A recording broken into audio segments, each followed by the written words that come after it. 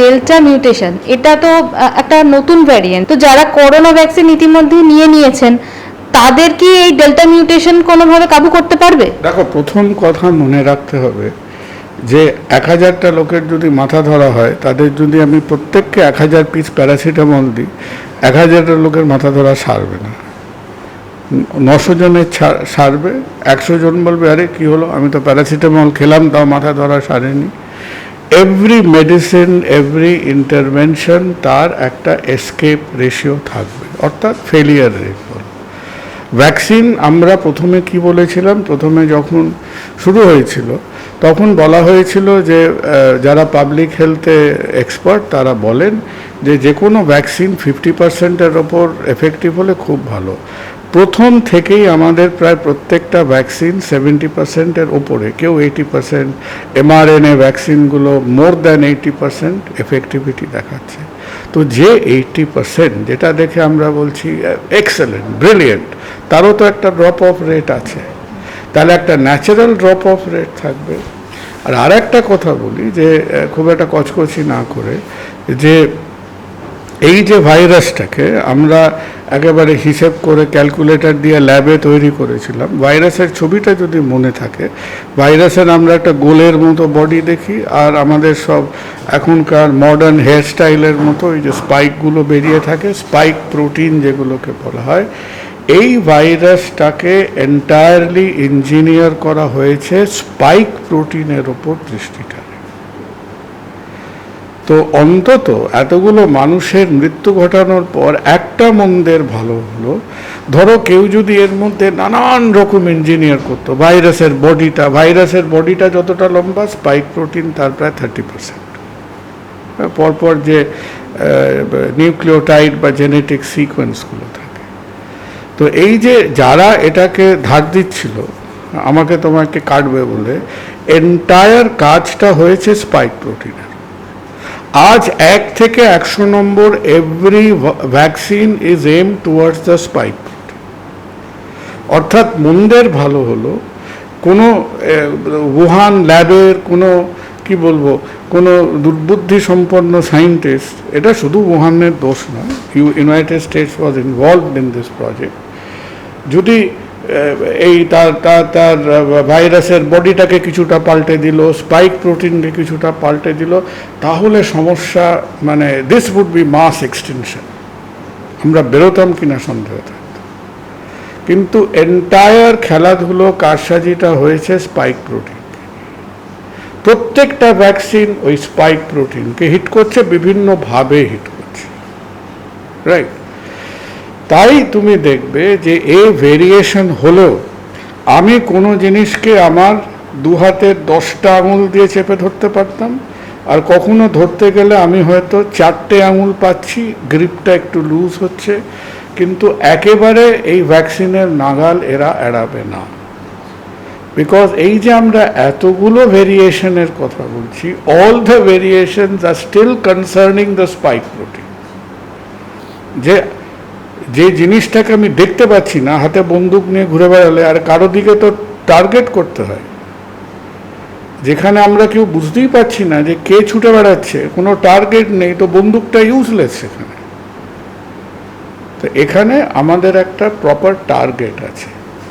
তো আমার ধারণা যে যেটা এখন অবধি বলছে যে ডেল্টার যে ডেটা আমরা এখনও পেয়েছি, ডেল্টার ডেটা কত পার্সেন্টেজ ইনফেকশন হয়েছে, কি হয়েছে না হয়েছে, ইন্ডিয়ার থেকে তেমন ডেটা ডেল্টার নেই। ডেল্টার ডেটা মেইনলি আমাদের মতো বেশ কিছু ডেল্টা ইনফেকশন হয়েছে ইউনাইটেড কিংডম, ইংল্যান্ডে, ওদের আবার খুব কমে গেছিলো।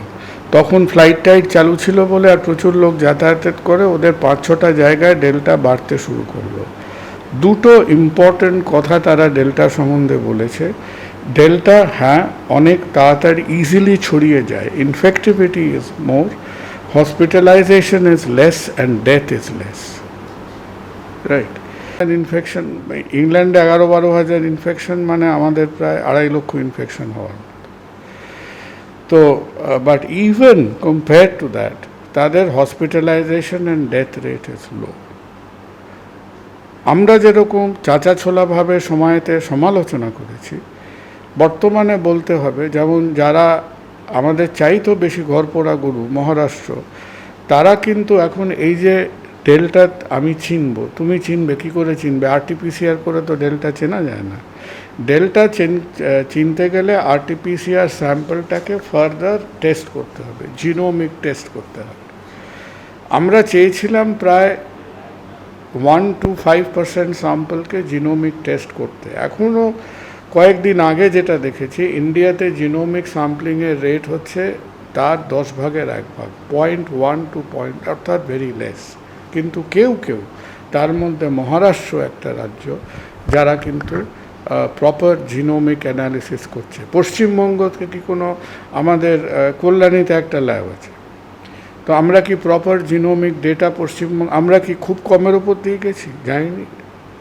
বেশ কিছু মৃত্যু হয়েছে, হ্যাঁ, হাজারো হাজারো মানুষ এফেক্টেড হয়েছে। তো this is now for the government of West Bengal health department. তো আপনারা কি মহারাষ্ট্রর ঘাড়ে বন্দুকটা রেখেই গুলি চালাবেন? আমরা দেখব না? আমরা জানতে পারবো না যে আমাদের ধরে নাও পশ্চিমবঙ্গে এতগুলো আরটিপিসিআর হচ্ছে, তার জিনোমিক অ্যানালিসিস কি? আমরা কৌতূহল প্রকাশ করব না যে উত্তর 24 পরগনায় আমরা কি স্ট্রেন দেখছি, কলকাতায় কি স্ট্রেন দেখছি? আমরা 5টায় বুথ বন্ধ হলে 5:30টায় যদি হু করে অতগুলো এক্সিট পোল দেখতে পারবো, তাহলে আমার জেলার থেকে সেরো সার্ভে কেন আমি দেখতে পাচ্ছি না? আপনি কনস্টিটিউয়েন্সির ভোটিং প্যাটার্ন বুথ লেভেল অবধি অ্যানালাইজ করতে পারেন, তার পণ্ডিতরা চারিদিকে ছড়িয়ে আছে। তো বুথ লেভেল অবধি যদি আমরা ভোট অ্যানালাইজ করতে পারি, আমি ডিস্ট্রিক্ট বেসিসে ইনফেকশন প্রেভেলেন্স সেরো সার্ভে অ্যানালাইজ করতে পারছি না, তাহলে আমরা কি প্রমাণ করছি? আমরা ভোটের ওস্তাদ, মানুষের জীবন জীবিকা রক্ষা করাতে আমাদের সেই ওস্তাদিগুলো আমরা খাটাবো না? ওই একই ছেলেমেয়েরাই তো, আরে ওরাই যারা আমাদের জেলাতে কাজ করছে, ওরাই করুক না, পলিটিক্যাল কাজ করুক না, আমার তো কোনো আপত্তি নেই। সেই ক্লাব, সেই পার্টি অফিস, সেই কনস্টিটুয়েন্সি লেভেলের যে ছেলেমেয়েরা আছে, তাদের হাতে কাগজপত্র দিয়ে দিন, তাদের হাতে একটা করে কিট ধরিয়ে দিন। এই ছেলেমেয়েরা ছুটে বেরিয়ে আপনাকে, মানে 10 দিনের মধ্যে আপনাকে ডেটা এনে দেবে। তো অনেস্টলি স্পিকিং, পশ্চিমবঙ্গ যেরকম টেস্টিং কম করে, সেরকম জিনোমিক রিপোর্টিং খুব খারাপ। আর এখনও অবধি আমরা পান থেকে চুন খসলে ঠিক আছে, সেগুলো সব হয়তো জাস্টিফাইড। এই যে সেন্টার স্টেট মল্লযুদ্ধ চলছে, তো সেন্টার স্টেট মল্লযুদ্ধ হলে আমি কেন সেরো সার্ভের জন্য কেবল সেন্ট্রাল ডেটার দিকে মুখ চেয়ে আছি? আমার যদি অতই আত্মাভিমান থাকে, তাহলে আমি নিজের স্টেটের ডেটা কেন প্রডিউস করছি না? আছে অভিমানটা আমি সায়েন্সে দেখাই, পাবলিক হেলথে দেখাই, খালি দলবদল অভিমান দেখিয়ে কোনো লাভ আছে? তো সেই দিক দিয়ে আমি কিন্তু কিছুটা এখনো একটু ভয়ে ভয়ে আছি। এই যে আবার ওই থার্ড ওয়েভের প্রসঙ্গ, কোথায় আমাদের পাখির চোখটা আজ কোথায়? বাই দিস টাইম আমরা তো 7 দিনের মধ্যে জানা উচিত ছিল যে 10 ডিস্ট্রিক্টস উইথ দ্য হাইয়েস্ট প্রেভেলেন্স, তার সেরো সার্ভে কী হলো। প্রতি 15 দিনে একটা করে সেরো সার্ভে বেরোনোর কথা, কোথায় সেই সেরো সার্ভের রিপোর্ট? আমরা কেন পশ্চিমবঙ্গের যে স্যাম্পল থেকে কি জেনেটিক অ্যানালিসিস আসতে পারতো, কল্যাণীতে তো আছে ল্যাব, কেন আমরা পাচ্ছি না সেই ডেটা? আমাদের যে পাবলিক হেলথের অনেক রকম তারা ডিরেক্টিভ দেন, অ্যাডভাইজারি দেন, কিন্তু এখনও সেই বুদ্ধির মধ্যে সেই তীক্ষ্ণতা নেই, সেই অন্তর্দৃষ্টিগুলো নেই, সেই এনার্জিটা নেই।